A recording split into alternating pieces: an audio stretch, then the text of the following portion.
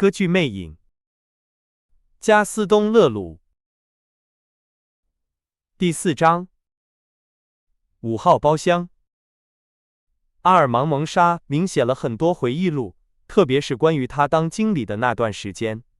人们可能会问，他是不是只顾着写歌剧院的事，没时间好好管理歌剧院了？蒙沙明先生不懂音乐，但他和教育部长关系很好，以前做过记者，而且很有钱。他很聪明，也很有魅力。因为他想管理歌剧院，所以他找了一个有用的经理，就是费尔曼·理查德。费尔曼·理查德是一位很棒的音乐家，也很懂人情世故。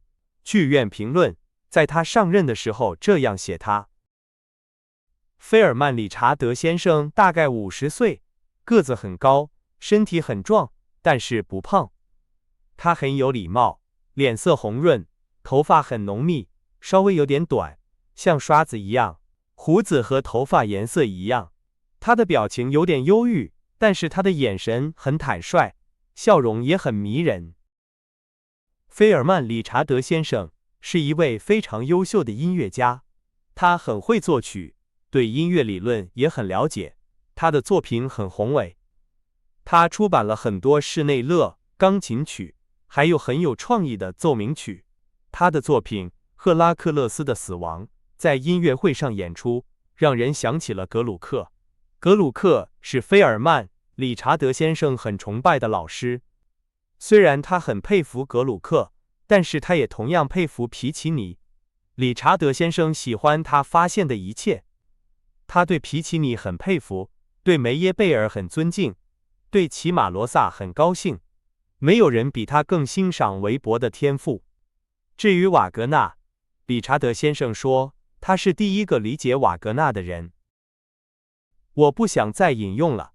我觉得大家可以看出，如果费尔曼·理查德先生喜欢很多音乐和音乐家，那么音乐家们也应该喜欢费尔曼·理查德先生。简单地说，理查德先生是一个专横的人，也就是说，他的性格不太好相处。两位经理刚到歌剧院的时候，很高兴能管理这么大这么漂亮的地方。他们可能忘记了关于幽灵的奇怪故事，但是发生了一件事，让他们知道，如果这是一场闹剧，那么这场闹剧还没结束。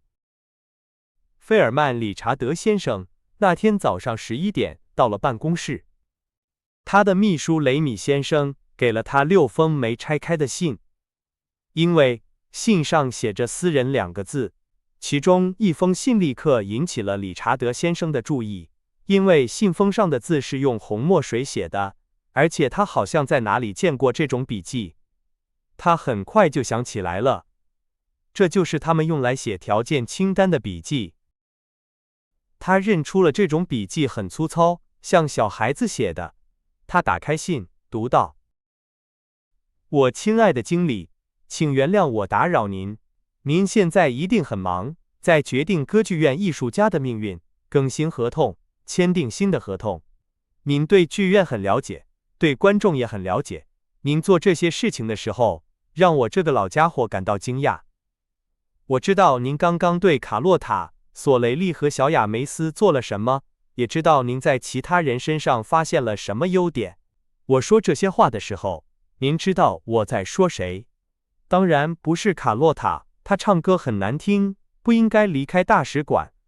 也不是索雷利，他的成功是因为他的身材。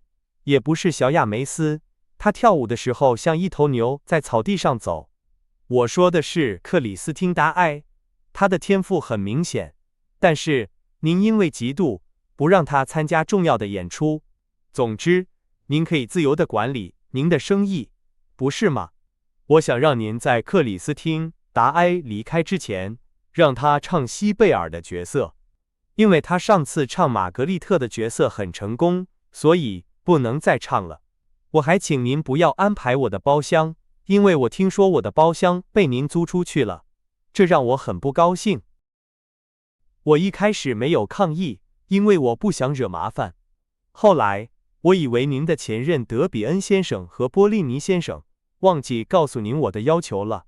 但是我收到了德比恩先生和波利尼先生的回信，他们说您们知道我的条件清单，所以您们是在故意嘲笑我。如果您们想和平相处，就不要拿走我的包厢。我希望您把我当成您最谦卑的仆人。签名：歌剧院的 F。这封信还附有一份戏剧评论的摘录，上面写着：歌剧院的 F、E、Belaya 和 M 没有理由这样做，我们已经警告过他们，也给了他们条件清单。问号。菲尔曼·理查德先生读完信后，办公室的门开了。蒙沙明先生拿着一封和他收到的信一样的信走了进来，他们互相看着，大笑起来。闹剧还在继续，理查德先生说，但是这不好笑了。这是什么意思？蒙沙明先生问。难道他们认为，因为他们以前是歌剧院的经理，我们就应该一直给他们一个包厢吗？他们觉得这2封信是他们的前任一起开的玩笑。我不想被愚弄，菲尔曼·理查德说。他们没有恶意，阿尔芒蒙沙明说。他们到底想要什么？今晚的包厢？菲尔曼·理查德先生让他的秘书把1楼的5号包厢给德比恩先生和波利尼先生。如果还没有卖出去的话，包厢没有卖出去，预定马上就发给了他们。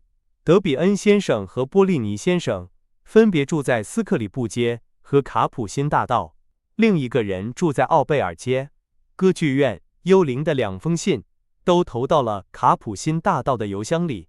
蒙沙明先生第一个发现了这一点。你看，理查德先生说。他们耸了耸肩，觉得这些人到了这个年纪还在玩这种游戏。他们至少应该有礼貌一点。蒙沙明先生说。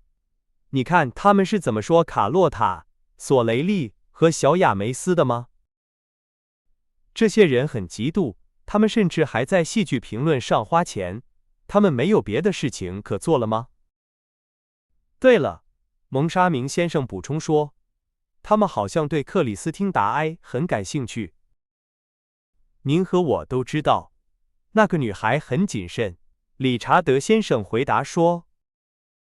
她这么快就出名了，蒙沙明先生反驳说，难道我不以懂音乐而出名吗？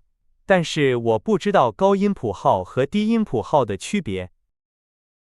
您放心吧，您从来没有这样的名声，理查德先生说。菲尔曼·理查德让门房把已经在行政大厅里等了2个小时的艺术家们叫进来。他们等着经理办公室的门打开，等着他们的可能是成功、金钱，或者被解雇。这一天都在讨论、谈话、签订或取消合同中度过。所以那天晚上，1月25日，2位经理因为一天的愤怒、阴谋、推荐、威胁以及爱和恨的表达而感到疲惫，很早就睡了。他们甚至没有去看5号包厢，看看德比恩先生和波利尼先生是否喜欢这场演出。自从前任经理离开后，歌剧院就没有关门过。理查德先生继续进行了一些必要的工程，演出也没有中断。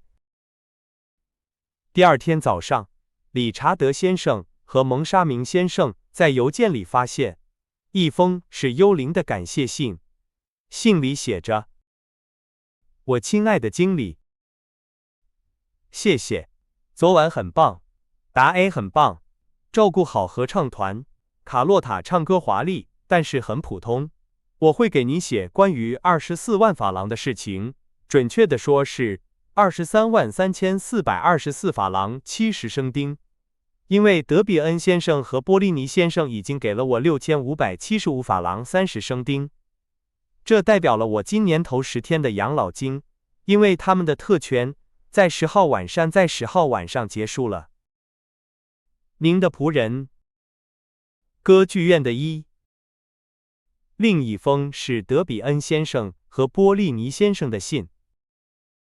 先生们，我们感谢您的好意，但是你们应该知道，重听浮士德对我们来说没什么意思，而且我们没有权利占据1楼的5号包厢。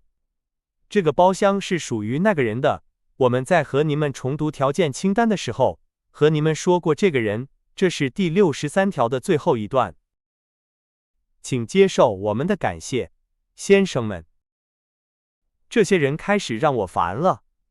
菲尔曼·理查德生气地说，撕毁了德比恩先生和波利尼先生的信。那天晚上，5号包厢被卖掉了。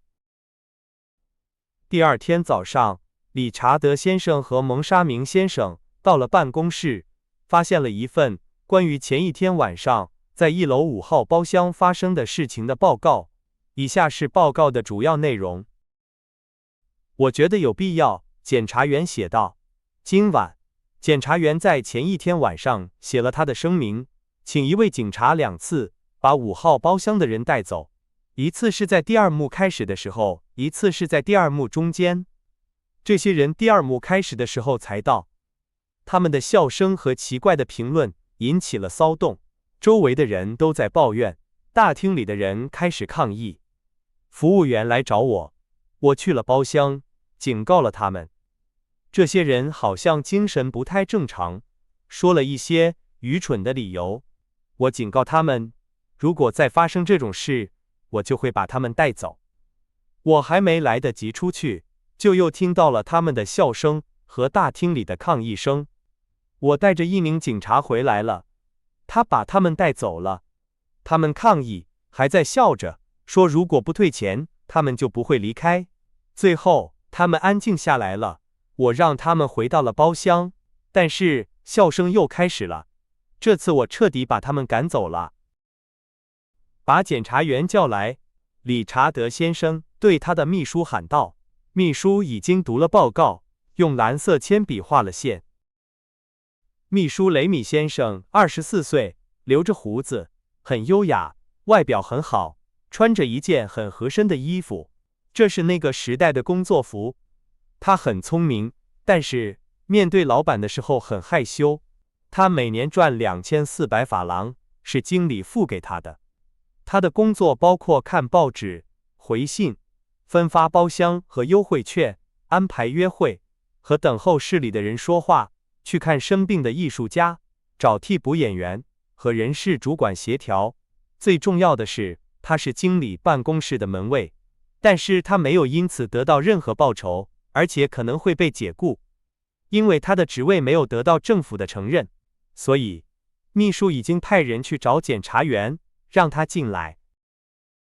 检察员有点不安地走了进来。解释一下发生了什么事，理查德先生粗暴地说。检察员开始含糊其辞，说报告里都写了。好吧，这些人，他们在笑什么？蒙沙明先生问。经理先生，他们好像吃得很饱，只想笑，不想听音乐。他们一到包厢就叫了服务员。服务员问他们发生了什么事，然后他们对他说：“您看看包厢里没有人，是吗？”没有，服务员回答。好吧，他们肯定地说，我们进来的时候，听到一个声音说有人。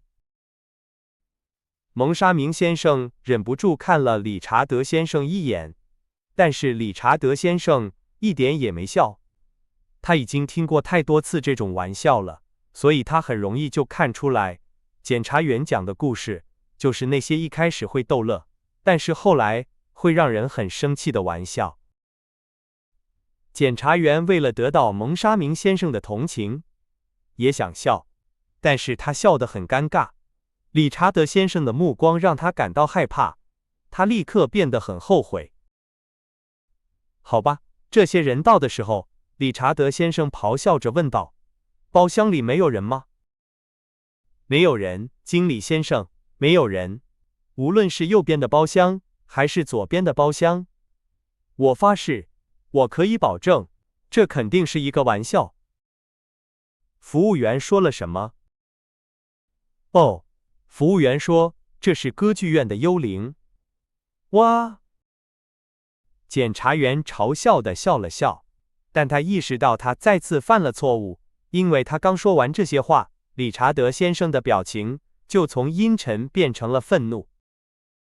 去找服务员，他命令道，马上把他带过来，解雇所有这些人。检察员想抗议，但是理查德先生用可怕的闭嘴阻止了他。然后，当这个检察员的嘴唇似乎永远闭上的时候，经理命令他再次张开嘴。